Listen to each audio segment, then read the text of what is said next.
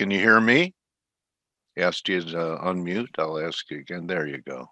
Hey, Dale, how are you? Can you hear me okay? Yeah, loud and clear, Nick. Thanks again for being with us. I was saying that I've been interviewing you for years now. It's Probably been a been. long, yeah, it's been a long, long time. I have to say, probably, I'm going to say close to 10 years. Yeah, going back to the FX Street days. And if you want to share your screen, it's that green button there, buddy. Yep. And I also want to acknowledge, and people really don't know how I remember because I didn't write it down, but I remember on your last interview, the trade you really had a lot of conviction about was long gold, and we've rallied a couple $100 since then. So excellent call, Nick. No, thank you, thank you. And the funny thing about that gold play is that it did a retest after we spoke, and it went Yeah. back down at double bottom in March. And I'll actually pop that chart up there. But it turned out to be a beautiful W pattern. That's one of the most bullish patterns you'll ever find. So hopefully everybody can see my screen right there. Yeah, we got it. And Yeah.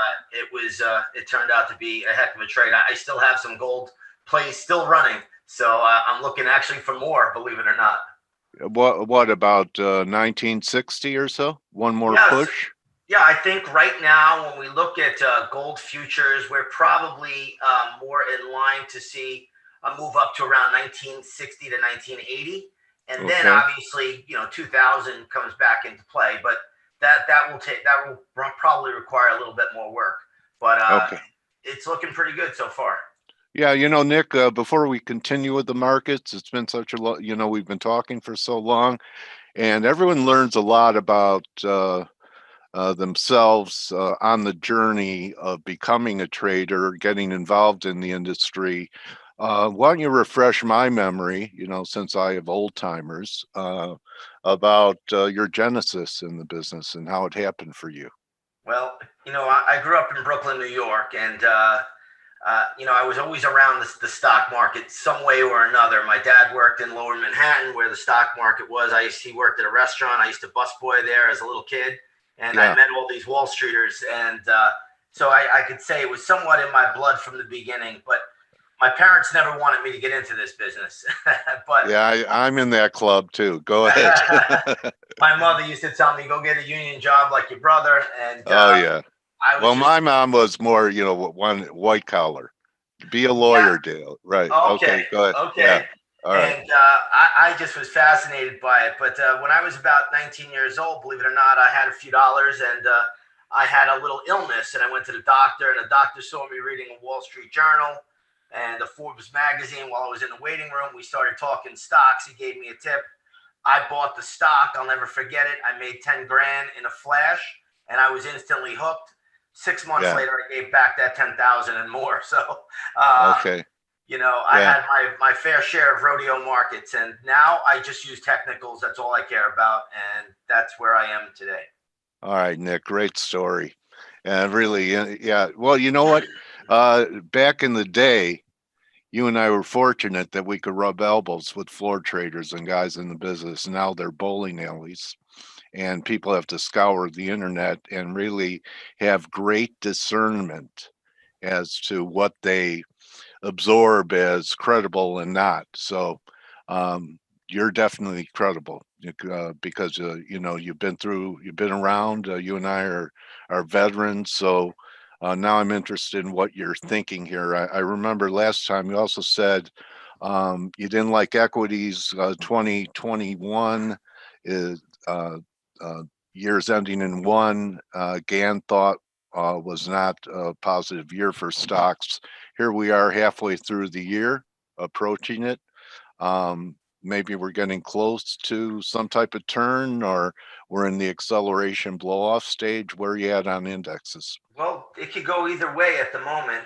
But if you recall, when I was on the program last time, I did talk about how the 1 year of a decade is always a turbulent year. You got to be careful. It's not a bullish year. This year it has been, but I'm just showing you the chart of the spiders here, and we can put up the S&P 500. But you'll see that we had a little late January dip, and then we had a nice fall in February, and then in March was my big date. we really came down pretty sharply. I was looking for a March 24th sell-off. We had a beautiful reversal right here where my candlestick is and my cursor. And then the market reversed. And what happened there was we had the Archegos hedge fund blow up. So I have to think that somebody spilled a ton of liquidity into this marketplace in the near term to really keep that thing from really blowing up. I think the Archegos hedge fund blow up is bigger than we're being led and told.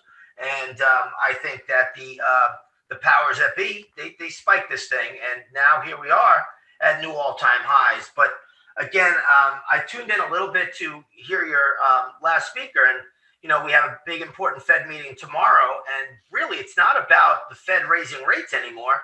It's about will they cut their QE program, which is $125 billion a month. Yeah, that's the first step, is to cut back on their buying. You know, you brought up that date in March. Was that because we were at the spring equinox and now we're approaching the solstice? Do you look for change of directions like Gann did on change of seasons? So that's maybe correct. So I bet you have a date for some inflection points around the solstice. What's that? Sometime next week? Yeah, the solstice will occur right around the 21st, Okay. 22nd. I think, you know, because of the beginning of the week, you also have a lot of movement going on with options expiration this week. This coming Friday, you got quadruple witching. So sometime next week, we'll get probably some more rebalancing going on earlier in the week. But I think, you know, as you get into the latter part of June, you got to be really careful, especially right after the equinox, which occurs basically around the 21st, June 21st every year. So, and that's the summer solstice, excuse me. Yeah. But you always want to be careful around solstices and equinoxes. I tell everybody to go back, look at a chart, and look at all the turning points that you'll see in the winter solstice, the summer solstice, spring equinox, fall equinox. It's really amazing when you look at it historically. And now the markets are up. They're up on really lackluster volume. If you take a look at the spiders, I mean, look at the volume yesterday. I mean, it's an absolute joke. So this is what we call in the business a prop job. They're propping it up, they're staging it, they're getting all the suckers back in. And I want to show you something else, Dale, if I may. Go ahead. Sure. We're going to talk about just GameStop, okay? Okay. GameStop, you know, this is the ultimate sign of froth when you get these so-called meme stocks running. But look at this. I mean, this thing went up. At least there was volume here. Then it made a secondary run on lighter volume. Now look at this third stage run in the meme stocks here. I'm just going to use GameStop as an example. But look at the volume there. It's nothing. So that just tells you this is the last ditch effort. Froth is out here beyond belief. You know, a funny thing, Dale, we've had bear markets this year. People don't realize it. But if you look at the SPAC space, and I'm just going to punch that up, SPAK, I mean, this, we're going to use the ETF. We don't have to pick individual names. But you're going to see 35 to 22. That's a bear market. Now you're getting a counter trend bounce right here, but the trend ultimately making lower highs. That's problematic. You had alternate energy space. We'll use the TAN, but you could use other stocks as well. 125 down to below 70. Now you're getting what we call an ABC, you know, zigzag up, counter trend move, you know, shortly. So there's a lot of damage under the surface that doesn't show up in the averages. That's right. When you open the hood of the Chevy, guess what? There's through a rod. Yeah, there is. There's a big problem there.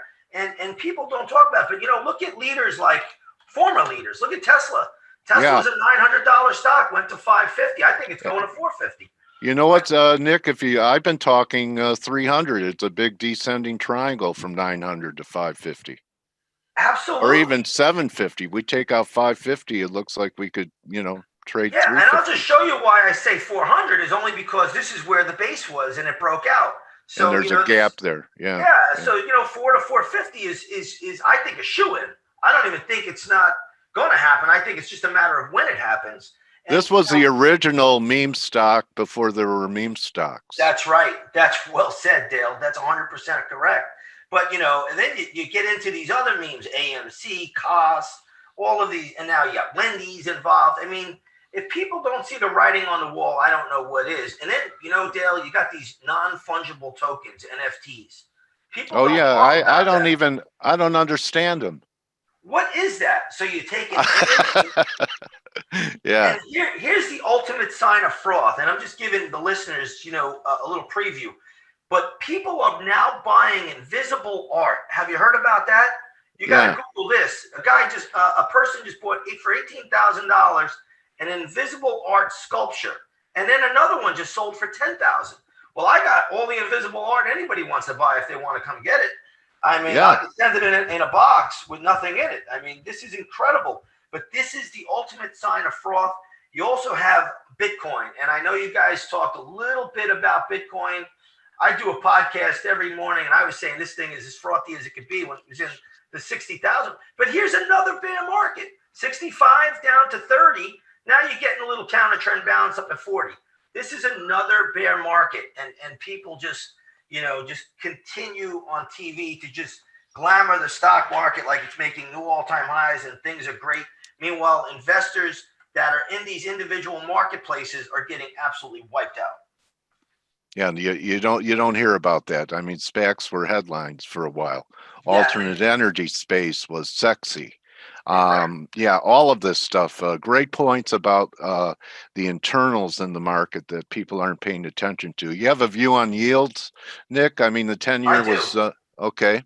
Yep, I do. So right now, what we have going on here, if you take a look, and here's a 10-year, and Yeah, you can see that we put the highs in March, and I've been bullish yields for a long, long time. And right now, we're putting in what we call weekly and monthly chart consolidation.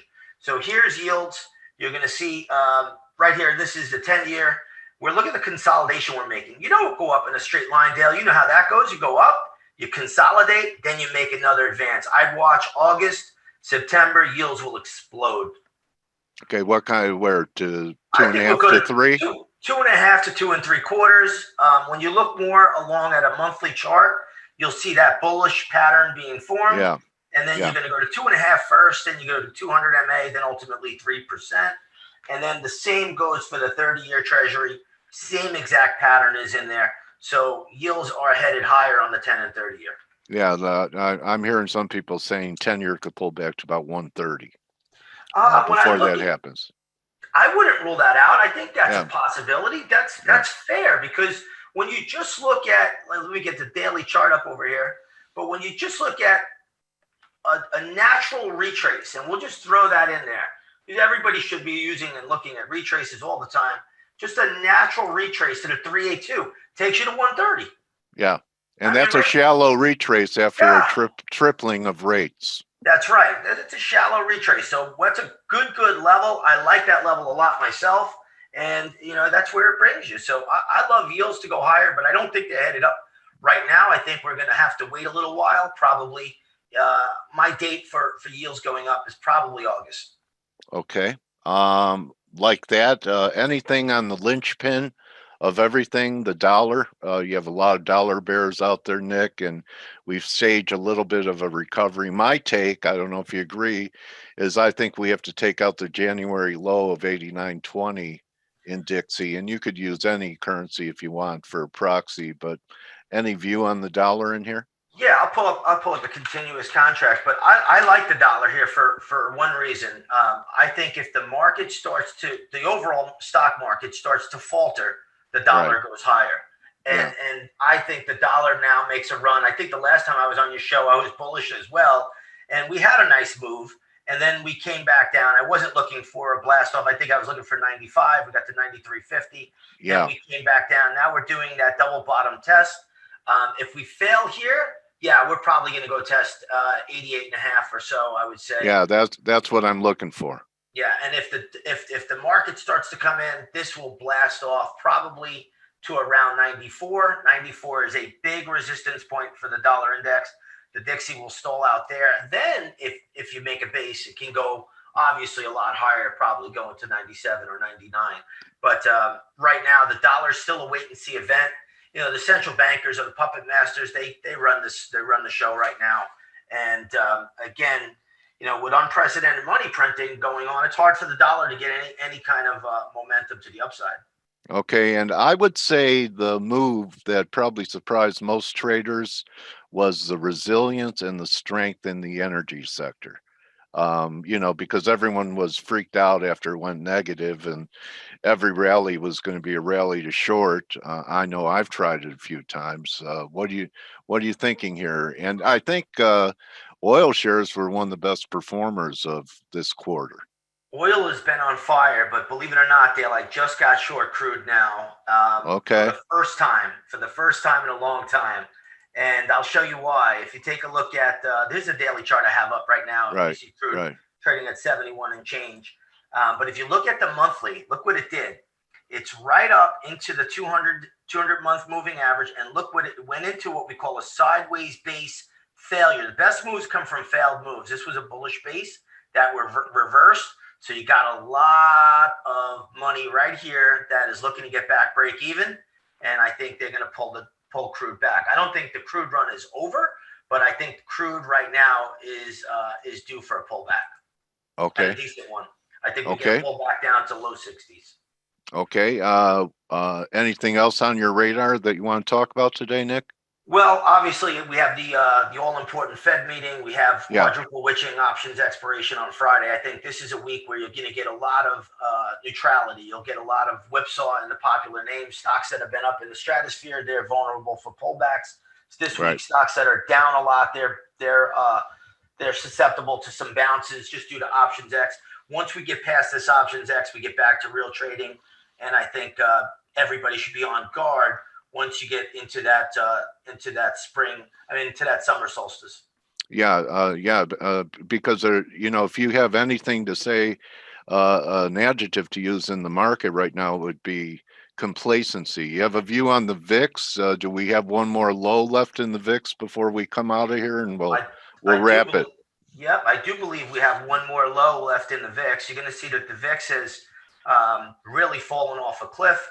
Last couple of days, it's upticked a little bit, but I think the VIX got one more drop to go. I'm working on the price level now. My members are just beating my door down about the VIX, but we will be looking to get into it. But I do think you make one more daily chart low, and then it's time to own the VIX one more time this year. Okay, Nick, you want to show in the MoneyStock website and some of the services that you offer and how people could follow you? Absolutely. So we have a live trading room each and every day. Come over. We start that up around 9:15 in the morning. We go till 4 o'clock. We day trade all day. Your best day trading time is in the morning. Then we have my services here, Bullseye Trading, Bullseye Options. We're having a dynamite year overall. Are you guys going back to the office, or are most of you guys still, remotely? Yeah, we're all still remotely now because now we've gotten so used to it. Yeah. Which bathrobe should I wear today? That's right. Trading in your underwear has become popular. Yeah, it's comfortable. Yeah, all right. It really is. But come on over, check it out, and then we have a ton of free stuff right here on our free trading blog. Come read it, and you can also follow us at Twitter. Mine's at NickSantiago01. And again, we talk about different equities each and every day. So come on over, check it out. It's all there for you. Lots and lots of information on the site. Thank you, my trading warrior brother. Dale, it's great to be with you again. And hopefully we'll talk soon, buddy. Thank you. We will. I'll contact you you're in the rotation now, bro. All right. Thank you very much. And really have a great summer, Nick. And, I hope pips rain down on you and all the people you work with. Thank you, my friend. The same to you. God bless, and we'll talk soon. All right. That's a wrap, everyone, for Turnaround Tuesday. Remember, don't just count your pips, count your blessings. Don't just count your boards of lumber or gold coins. Think of something you could be grateful for, and it's going to be a better way for you to live. So that's a wrap, everyone. Good hunting the rest of the day. Thank you again, Nick Santiago, and we'll see everyone tomorrow for the Fed. Adios.